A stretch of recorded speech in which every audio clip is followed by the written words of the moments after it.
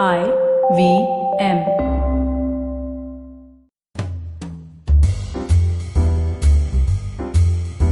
Welcome to Absolutely Right. I'm your host Aditi Surana. This is our episode number 40. I must say, I still can't believe this. Last 20 weeks just flew by. As you may already know, I am a graphologist, an anti-anxiety expert, and a high-performance coach. Underneath all these long titles, I'm basically a passionate, a determined person who loves to understand people, decode their mindsets, and find hacks, tools, ways, methods, and systems for people to maximize their potential. I have studied people for my entire life. I am that weirdo who waits longer in coffee shops, in concerts, in office cafeterias, just to watch people in their natural habitat. Nothing is more entertaining for me. Today's topic, how well do you really know yourself, can't be ignored anymore. Especially with the lockdown and the situation at hand where we really end up spending a lot of time with ourselves. So let's take a quick test to know whether you really know yourself. Explore what is personality. And 3 reasons why I rely on graphology or handwriting analysis as my most preferred tool. If you're new here, then let me fill you in. Absolutely Right Friday episodes are designed to create an actionable change. With every episode, we create a worksheet, or as we call it, Friday Fun Sheet, for you to commit to growth and take actions. This is a PDF document that you can download from my website, aditisurana.com/podcast. When you buy a new phone, you spend some time understanding how this machine works. Some people read the manual, some people ask the expert, watch some YouTube videos, and some experiment with it on their own without any reference. They try out different features and figure out what all they can do, check some apps. They do make some mistakes, but eventually they figure it out. At the end, they are the hackers, isn't it? The only problem is, they think they're making the most of this machine by using everything that they're aware of. How about all those amazing features that their phone has, but they're not aware of? How about all those things that they really require and the phone can provide, but they do not know that the phone can do it? In my observation, most people opt for the last option when it comes to understanding their own personality. They accidentally stumble upon some parts of their personality and label it for being good or areas that they struggle with. They're convinced that their job is to showcase the good and perfect and hide all the ugly and imperfect and keep it to themselves. Now here is the problem. When your understanding of yourself is accidental, you're always living under the fear of being exposed, of losing your face, or of being caught off guard. So what is the way out, you may ask? We all need to make some earnest efforts to understand our genuine, authentic, real personalities. Now let me give you a test. Let me analyze you right away. I'm going to read 5 sentences, and if the sentence that I'm reading is true for you, then all you have to do is blink. Okay, that's our deal. First, you have a great deal of unused capacity which you have not turned to your advantage. 2, you prefer a certain amount of change and variety and become dissatisfied when forced into it by restrictions and limitations. 3, you pride yourself as an independent thinker and do not accept other statements without satisfactory proof. 4, at times you have serious doubts as to whether you have made the right decision or done the right thing. Point number 5, you have a tendency to be critical of yourself. I'm pretty confident that no matter who you are or how old you are, 3 if not 4 out of these 5 things were true about you. Does that mean I really know you? I know you that well? No, I don't. This is called the Barnum effect. According to a psychologist called P.T. Barnum, people believe some vague personality descriptions apply specifically to them, despite the fact that these descriptions are actually filled with information that applies to everyone. In short, these 5 sentences were true for every single human being. Now you know why all those personality online tests are so accurate about you, isn't it? So, what is personality to begin with? Why is it important to understand it with proper framework and accurate tools in the first place? Personality is a sum total of all your past experiences and beliefs. It is a map of where all you have been. It is a snapshot of all your habits, all your repetitive patterns that you make consciously or unconsciously. With all honesty, ask yourself, in order to go where you wish to go in your life, is your current personality serving you well? If your answer is yes, then great. Look no more.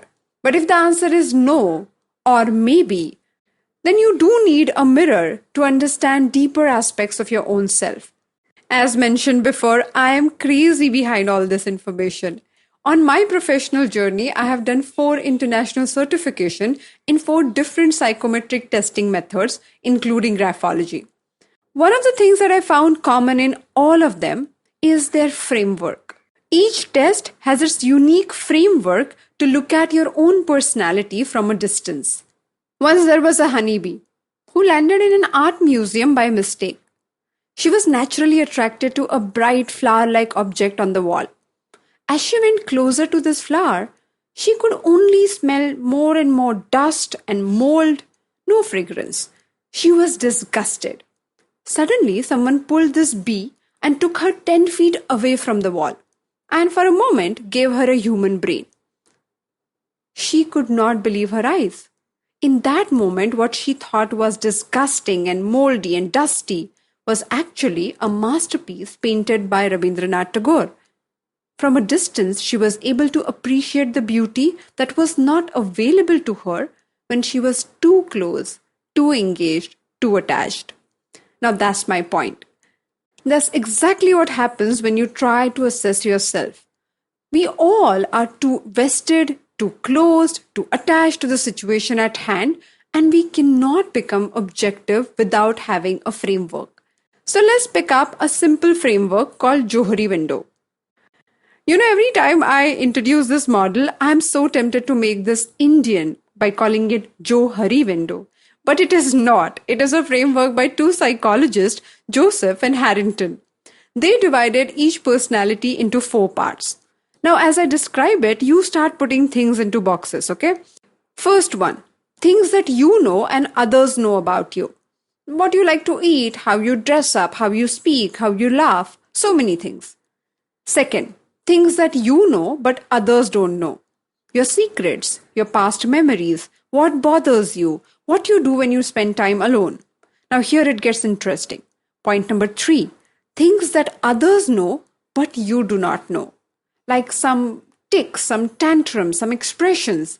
You don't know you're exhibiting them, but others can see them clearly, including some of the repetitive mistakes that you keep making.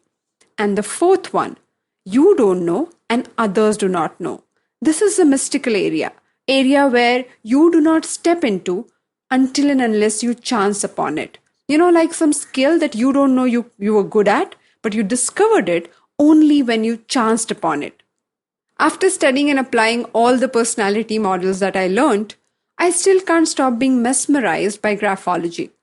While most tests talk about first 2 areas, first 2 boxes very carefully, handwriting somehow manages to speak about all 4 of them, especially the 3rd one, things that others know and you do not know about yourself through the signature. And the 4th one, to my mind, that is one of my most favorite things to do because it talks about things you don't know and others don't know. The hidden potential that people can explore only because it is shown in their writing. My list is unending, but let me give you 3 reasons why I consider graphology as one of the most reliable and accurate tool. First, handwriting keeps changing. Many people ask me, how can you analyze my handwriting? It keeps changing. I can analyze you through your handwriting because it keeps changing. I feel personalities are fluid. And logically speaking, the tool that we are using to assess this personality must do justice to this ever-changing part of our nature. Each handwriting has 3 forms. First one is like our bone structure. It doesn't change easily, like pressure and spaces between the letters that you don't even notice. Second, like your skin that ages with time. Areas like some letter formations that change as you grow. Whereas the 3rd one is like your expression, or mood swings. They change all the time. Now, handwriting also has some parts like your size or slant or your baseline that keep changing all the time. In my graphology classes, people get amazed to see how specific these details can be and how much they can reveal about yourself. I thought it would be nice for you to analyze your own personality. So in today's fun sheet, we have mentioned 5 areas that you can look in your own handwriting to make that assessment. Let me know how you like it. Second point, mirror, mirror on the wall. While deciding the name of this show, we thought of listing all the things that people say to me after a graphology session. 2 comments stood out again and again. First, oh my God, you're absolutely right. And second, I felt as if I was talking to myself in the mirror. I feel humbled every time people say that mirror comment. And the credit goes to handwriting for being such a non-judgmental, non-discriminatory tool. There are 800 stroke combinations in these mere 26 alphabets. With or without your knowledge, your deepest emotions, behaviors, mind blocks can be discovered through all these coding.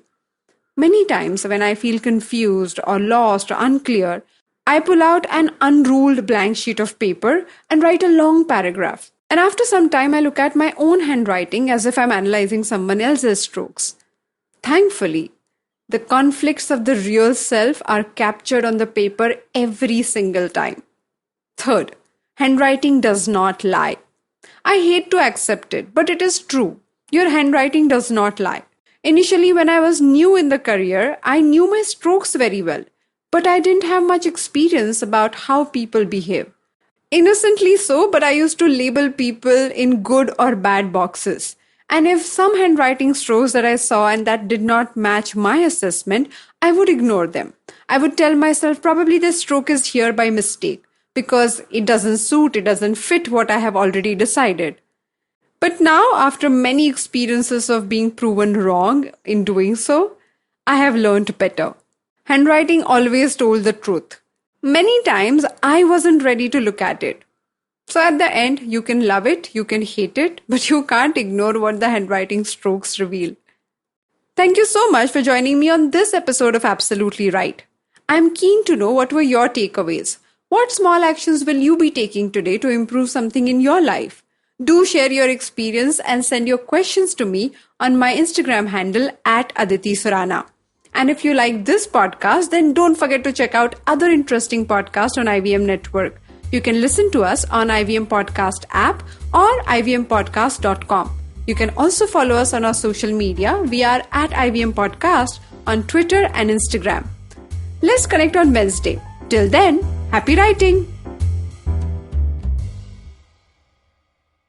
I hope you enjoyed that show. I'd like to thank our sponsors this week, Paytm Money and Intel. Before I tell you about some of the shows that we have for you this week, I really wanted to really point out the incredible efforts of our host and our team. We've been able to maintain most of our production schedule in this lockdown, which is going into 4 months now. And I couldn't be happier with the fact that our hosts and team have been able to just get all of this stuff out so incredibly well. So I just really wanted to call them out for that and thank them for their support in this time. And since I spent so much time talking about that, I don't want to get you out of here quickly. Let me give you a quick update on a few shows that you should check out this week. On Cyrus, we had Amish Tripathi, really interesting discussion, both of them dive deep into history. Monty Panesar was on Edges and Sledges, another really cool show. On Advertising is Dead, Tanmay Bhatt showed up. That was a cool episode. Malini Agarwal, also probably better known as Miss Malini, showed up on Absolutely Right. It's just been an absolutely gangbusters week in terms of the kind of guests we've had and the conversations we've had on the network. Please do check some stuff out. And with that, we hope to see you again next week. Sachin Tendulkar, Virat Kohli, Don Bradman, and now Cyrus Brocha. Okay, probably not in the right company. I mean, Don Bradman is Australian. But it's called Cyrus Says, a wonderful show about everything. Find the show on the IVM Podcast app, ivmpodcast.com, or wherever you listen to podcasts.